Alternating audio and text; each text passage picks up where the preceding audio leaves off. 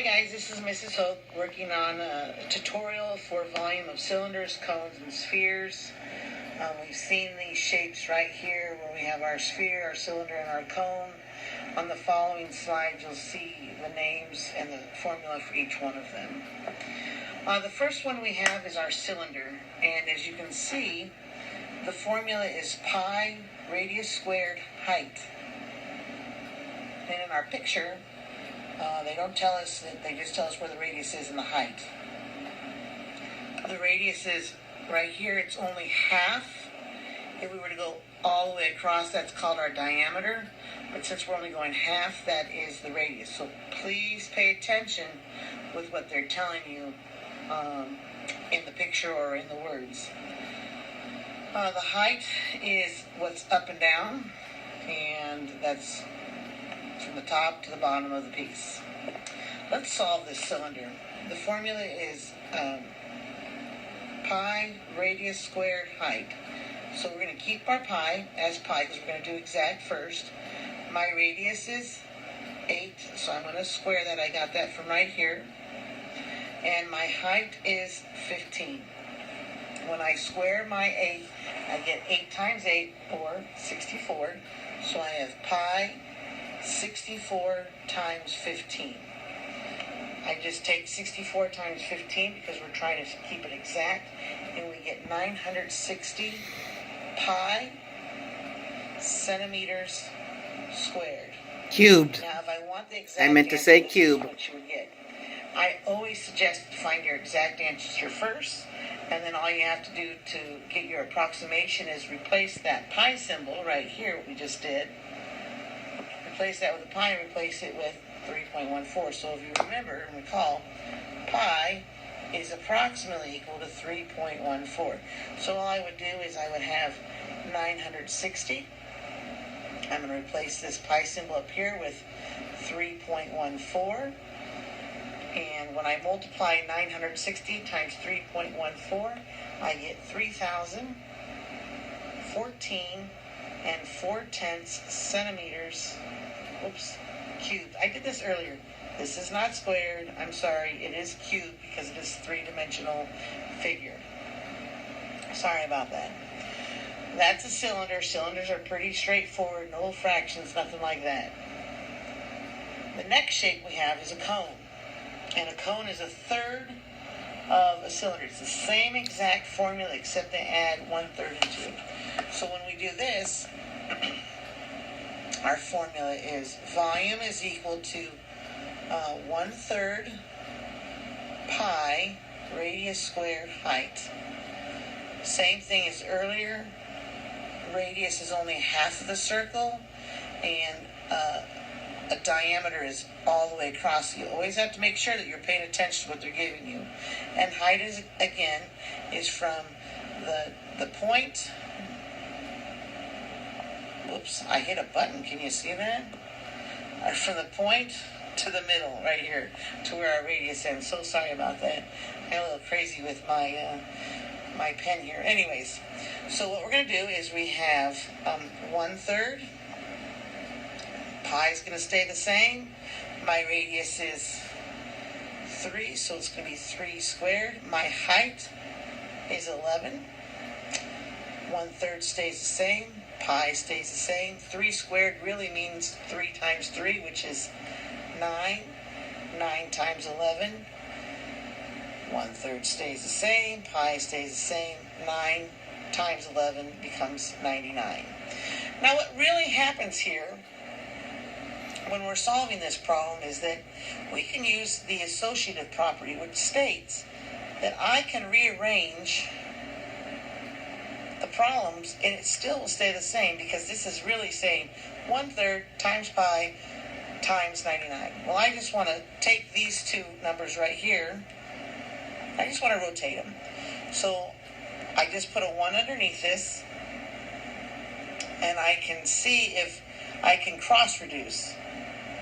And I know because 9 plus 9 is 18, 1 plus 8 is 9, and 3 can go into 9. So 3 divided by 3 is really just 1. 99 divided by 3 is 33. So what I really have is, I'm going to erase this so you can see this. Oh, I don't know if this is recording, so I apologize if I goofed up. I'm going to erase this so I can see this a little bit better. And I was left with 1 over 1, because that's where I got that from right here, times 33 over 1 pi. Well, this really becomes 1 times 33, which is 33. 1 times 1 is 1. 33 pi. So that's where we came up with 33 pi. But if I want an exact number, all I do is approximation. I replace this pi right here with approximately 3.14, and I go 33 times 3.14, and when I multiply 33 times 3.14, I get 103 and 62 hundredths. But I'm going to round it to the nearest tenth, so I'm going to underline the tenth and look to the hundredth. This number is 4 or less, so my underline stays the same, so my exact answer becomes 103 approximate answer 6/10 centimeters cubed, because it is a three-dimensional figure. Pretty simple, not too crazy. The last figure we have is a sphere. The sphere is the one that seems to get the most problems. Our formula is 4/3 pi radius cubed. And in this case, our radius is 5. So I'm going to rewrite the formula. Volume equals 4/3. Pi stays the same. My radius is 5, and it's going to be to the third power, which really means 5 times 5 times 5. And 5 times 5 times 5 equals 125. So what we're left with is volume equals 4/3 pi 125. Again, this is the not distributed property. This is the associative property. So I can rewrite this so it makes it easier for me to see. I'm looking at the numerator right here. And I know 1 plus 2 is 3, 3 plus 5 is 8, and 3 does not go into 8. So what I have to do is I multiply 4 times 125, which gives me 500. 3 times 1 is 3, and I'm going to keep it exact. 500 over 3 pi units cubed, because it's volume. We've said units because there is no specific measurement given to us in the problem. Now, this is the part where a lot of you guys start struggling with. So I'm going to erase this part here, just so we can see what's going on a little bit better. What I do is I would replace, we do know that pi is approximately equal to 3.14. And I'm going to replace pi. So we have 500 over 3 times 3.14 over 1. Because all I did was, instead of using this, I used this. 500 times 3.14 gives me 1,570.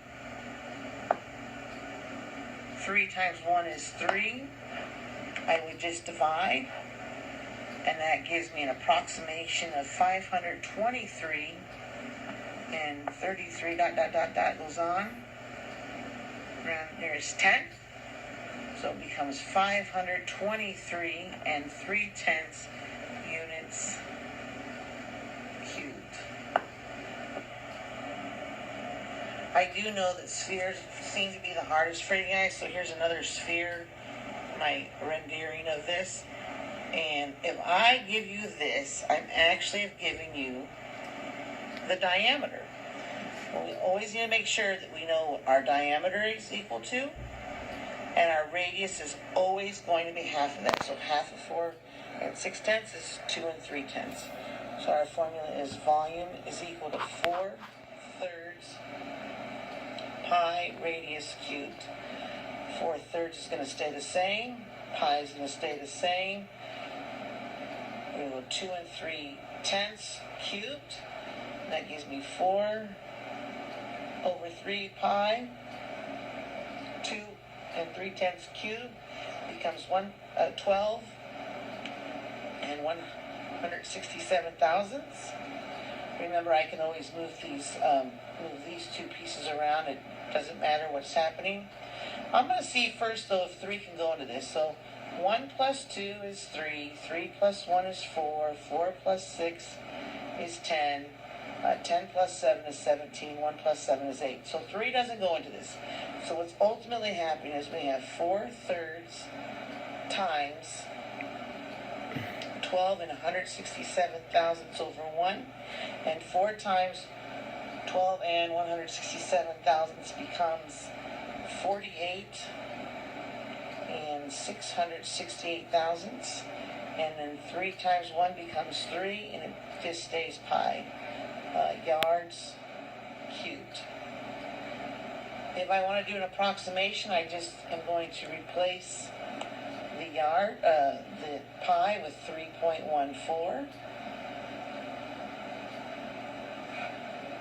And I'm going to erase this so we have a little bit more room to show this lovely work we're doing. And we get 48.668 over 3 and 3.14 all over 1.